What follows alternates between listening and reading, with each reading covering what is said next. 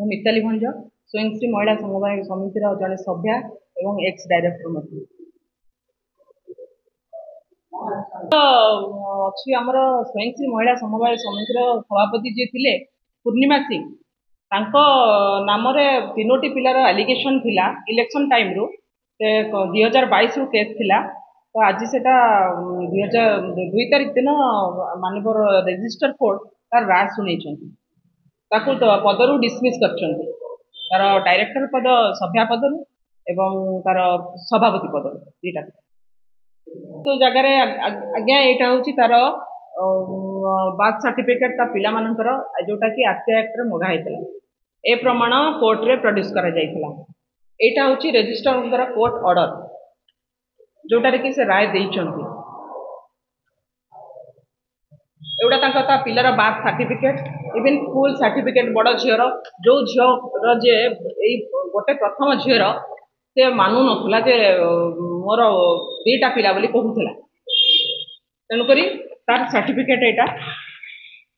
ଆଜି ସମାଧାନ ତାର ହେଇଛି। 50,000 ମା' ମାନଙ୍କୁ ଆଜି ନ୍ୟାୟ ମିଳିଛି।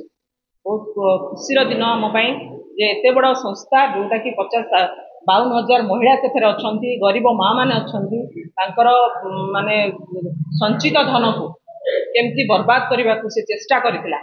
ବହୁତ ଚେଷ୍ଟା କରିଛି। 4 କୋଟିର ଘୋଟାଲା କରିବା ପାଇଁ ମଝିରେ ଚେଷ୍ଟା କରିଥିଲା, ବିନା ମ୍ୟାନେଜମେଣ୍ଟଙ୍କ ଅବଗତିରେ 9 ଜଣେଇ ଡିଲ୍ କରିଦେଇଥିଲା ଅଲରେଡି। ସେତେବେଳେ ଯେହେତୁ ସିଏ ଗୋଟେ ଦଳରେ ଥିଲା, ପାୱାରରେ ଥିଲା, ସେଥିପାଇଁ ଏମିତି ସିଏ ଜୋର ଜାର୍ କରୁଥିଲା। ଡାଇରେକ୍ଟର ମାନେ କିଛି କହିପାରୁନଥିଲେ। ବିନା ଅନୁମତିରେ 4 କୋଟିରେ ଡିଲ୍ କରିଥିଲା, ଯୋଉ ଗୋଟେ ଘର କିଣିବା ପାଇଁ ସ୍ୱୟଂଶ୍ରୀର। କିନ୍ତୁ ପଛରେ ଯେତେବେଳେ ଡାଇରେକ୍ଟର ମାନେ ଜାଣିଲେ, ସେ ଅଭିଯୋଗ ନେଇକି ରେଜିଷ୍ଟ୍ରାରଙ୍କ ପାଖକୁ ଗଲେ, କଲେକ୍ଟରଙ୍କୁ ଦେଲେ, କମିଶନରଙ୍କୁ ଦେଲେ, ମେୟରଙ୍କୁ ମଧ୍ୟ ଦେଇଛନ୍ତି।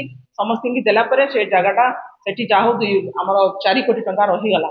ଅଥଚ ସେ 4 କୋଟି ଟଙ୍କା ହଡପ କରିଦେଇଥାନ୍ତା।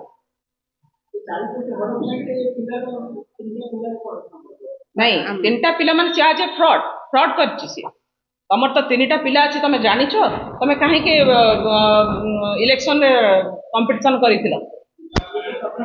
ନାଇଁ, ତଥ୍ୟ ପାଇଗଲୁ। ଇଲେକ୍ସନ ଯୋଉଦିନ ନୋମିନେସନ ଥିଲା ତ ସାଙ୍ଗେ ସାଙ୍ଗେ ତଥ୍ୟ ପାଇନଥିଲୁ, ତ ଆମକୁ ସମୟ ଲାଗିଲା, ଆମେ ଦେଲୁ। କିନ୍ତୁ କୋର୍ଟ କଥା ଆପଣ ମାନେ ଜାଣିଛନ୍ତି, କୋର୍ଟରେ ତ ସମୟ ନିଶ୍ଚିନ୍ତ ଲାଗିବ। ରେଜିଷ୍ଟର କୋର୍ଟରେ ମୋର ଏଇଟା ଆସିଛି ରାୟଟା। ରେଜିଷ୍ଟର କୋର୍ଟରେ ଆକ୍ଚୁଆଲି ରେଜିଷ୍ଟର ରହୁନଥିଲେ, ସେଥିପାଇଁ କୋର୍ଟଟା ହେଇପାରୁନଥିଲା, ପଡ଼ିଗଲା। କିନ୍ତୁ 2 ମାସ ଭିତରେ ଯୋଉ ରେଜିଷ୍ଟର ଆସିଲେ, 2 ମାସ ଭିତରେ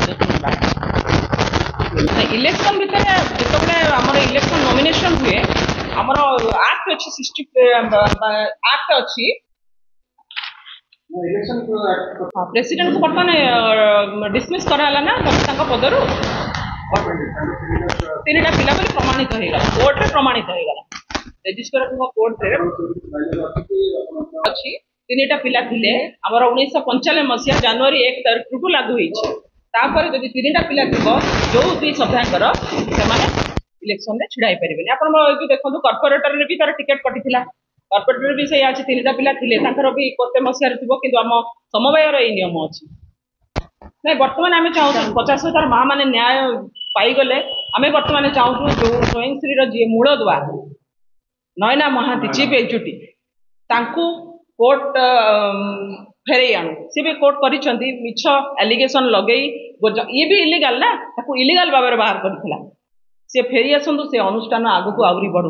50,000 ମା' ମାନେ ଆଜି ମୋ ପାଖରେ ମେମ୍ବର ମାନେ ବସିଛନ୍ତି, ବହୁତ ଦୁଃଖ ପ୍ରକାଶ କରିଥିଲେ।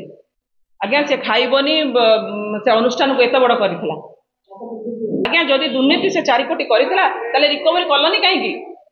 ଏ କଥା ତାକୁ ଯେତେବେଳେ ଡିସମିସ୍ କରିଛି, ସେ ପର୍ସନାଲି ଡିସମିସ୍ କରିଛି ପ୍ରେସିଡେଣ୍ଟ ହିସାବରେ। ଆକ୍ଚୁଆଲି ପାୱାର ପ୍ରେସିଡେଣ୍ଟର ନାହିଁ, କରିପାରିବନି। ଆମର ଡିସମିସ୍ ବି ସେ ମିଷ୍ଟେକରେ ବାହାର କରିଥିଲେ। ତାର ମୁଁ ଲଢେଇ କରି ମୋର ଜିତ୍ ହେଇଥିଲା। ସେଟାରେ ମୋର କୋର୍ଟ ରାୟ ଦେଇଥିଲା। ସେଟା ଇଣ୍ଟେନସନାଲି ଯୋଉମାନେ କରିଥିଲେ, ସେଟାକୁ ବର୍ତ୍ତମାନ ବି ନୟନା ମହାନ୍ତିକି ଇଣ୍ଟେନସନାଲି କରାହେଇଛି। ସେ ଲଢେଇ କରିକି ନିଶ୍ଚିତ ଫେରିବ।